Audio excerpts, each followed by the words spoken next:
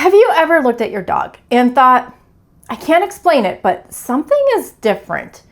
They aren't sick, they're not injured, just something is off. And then you tell yourself, well, you're probably overthinking it, and you go on about your busy day.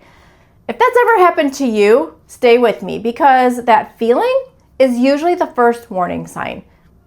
By the way, if we haven't met yet, I'm Debbie with Rescue Dogs 101, where we help you and your dog live the best life through love, healthy choices, and mindful training.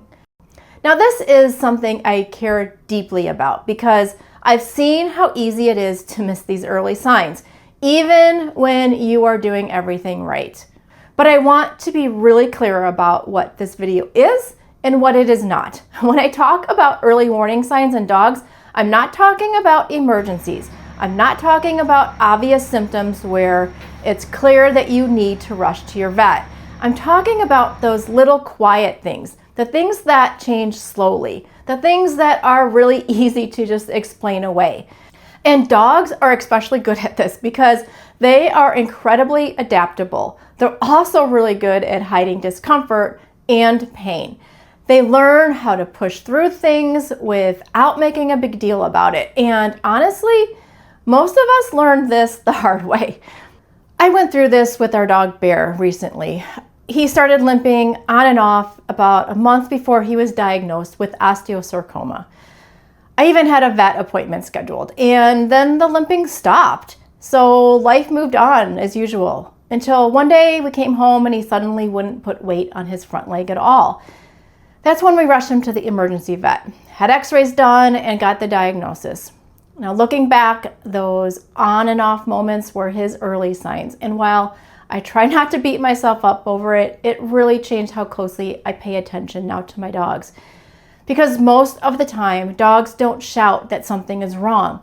They whisper with tiny clues that are easy to miss in the middle of everyday life. And usually, those whispers show up first in behavior. Not huge behavior problems, not suddenly being a bad dog, just small shifts. And I hear this all the time from people. My dog still does everything normal. She just doesn't seem excited about it anymore. Or he listens but responds slower than he used to. Now, those little changes matter because behavior is often the safest way for a dog to communicate when something doesn't feel right. And it's easy to miss, especially if you're busy or you see your dog every single day. Changes happen gradually, so your brain fills in those gaps and just tells you that everything is fine. A lot of times, behavior changes are the first clue, and physical changes show up right alongside them. This is something I noticed with Ginger, actually. She didn't suddenly struggle, she didn't limp, she didn't whine. She just started getting up a little slower. And she'd pause at the top of the steps before deciding to go down. That pause was new, and if you're not watching closely, it's the kind of thing that might not even click right away. But once I noticed it, I couldn't unsee it. And then we had a foster dog a while back. I noticed right away that he couldn't jump on the couch. He was a young dog, so there was no reason why he couldn't bounce up and down. And then I noticed he stumbled a bit on the steps. That was it. No other symptoms, no obvious pain, but when I took him into the vet for his health checkup, I mentioned it to them just in conversation, and well, it turned out he had Lyme's disease. That experience really stuck with me because it reinforced how often the early signs aren't those big dramatic events. They're tiny, and by the time things become obvious to us, they've usually been brewing for a while. Another place I pay attention is food. And this is one of those areas where knowing your dog really matters. Now, all of my dogs love to eat, so when someone starts picking at their food or walking away from a meal, I don't ignore that. That's not normal for them. Now, with Bear, our lab, he had this habit of sneaking off in the yard and coming back like nothing happened. Then later that night, I'd notice excessive drooling. That was my sign that he had gotten into something he shouldn't have again. And what's interesting is that during the day, he'd act totally normal. If I hadn't noticed the drooling later, I might have missed it completely. Now, digestive stuff often works like that. It shows up inconsistently. One-off meal, maybe a little gas or diarrhea, some grass eating. And because it's not constant, it's easy to ignore. But digestion is closely tied to stress, inflammation, and just overall wellness for your dog. Now, for some dogs, the warning signs show up on the outside. With Ginger, if she eats something she's sensitive or allergic to, I can tell almost immediately. Her ears become red and inflamed. That's her body saying something isn't right.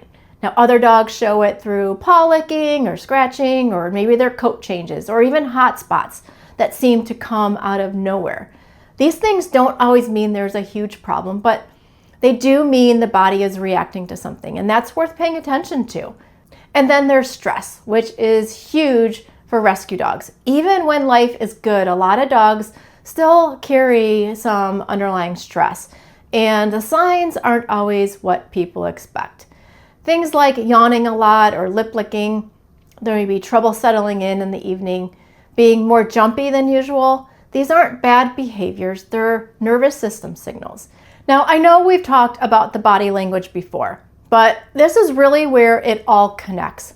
When stress sticks around long enough, it starts affecting digestion, sleep, behavior, just everything. Now, if you haven't watched my video on stress-related body language signals yet, I'm going to link it below and also up here. It helps make all of this easier to spot. Sleep is another area that tells me a lot. As Ginger has gotten older, I've noticed a clear pattern. When she's having a food reaction or when a UTI is starting, she gets up in the middle of the night, needing to go potty. That's easy to excuse as just being annoying and waking you up, but changes in sleep, pacing, restlessness, needing more reassurance at night are often one of the earliest signs that something is going on internally. And again, it's subtle. It's not dramatic, but once you see the pattern, it becomes really clear. This is the part I really want to sit with for a minute.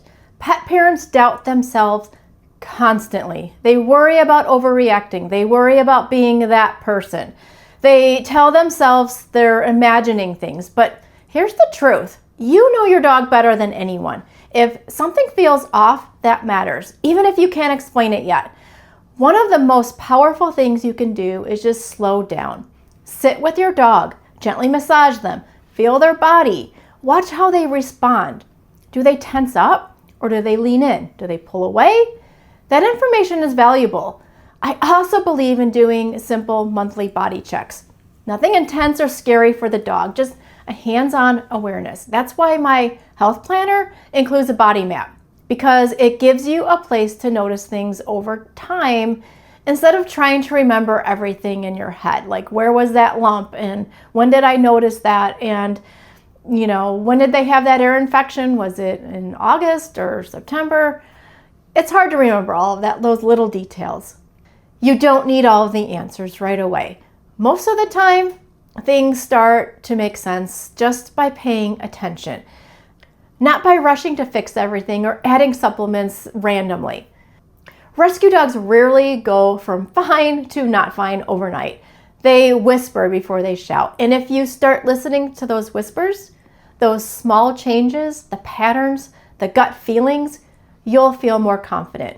Now, if you want support tracking these things and staying organized, I'm going to link the Better Together Dog Wellness Bundle below. It's there to help you notice patterns without adding more stress to your life. But more than anything, trust yourself. You are with your dog every day. You see those little things, and those little things matter. Okay, thanks for being here. I'm going to see you in the next video. Bye-bye.